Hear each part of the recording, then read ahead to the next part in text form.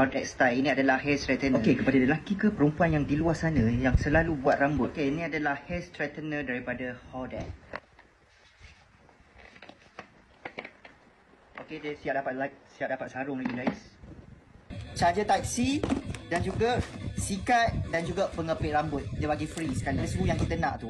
Okey, kemudian lepas dah naik tu korang boleh sikat rambut korang benda ni portable. Biasa kalau lelaki yang rambut jenis kerinting yang susah dah pakai pomade pun tak mahu lurus tu, korang boleh dapatkan hot hair straightener ni. Senang je. Cara pakai dia set kepada 140 tinggalkan biarkan beberapa second dan suhu tu akan naik. So yang tak faham boleh tanya boleh tanya dekat dalam beg kuning. Boleh tanya, boleh komen je apa-apa saja. Korang tekan sahaja selama 3 second dekat sini.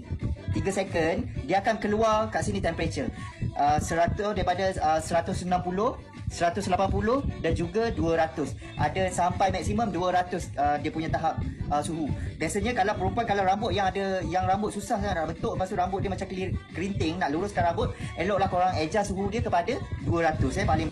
Okey, dia naik kan. Okey. Sekarang ni saya set 140 dia punya suhu. Okey. Sikit lagi tunggu dalam beberapa second dia akan naik kepada suhu yang kita nak tu. Okey, kemudian lepas dah naik tu korang boleh sikat rambut korang benda ni portable, boleh dibawa di mana-mana saja. Kalau yang korang yang suka travel ke apa, korang boleh dapatkan hot hair ni. Boleh tengok tekan dekat dalam beg kuning tu.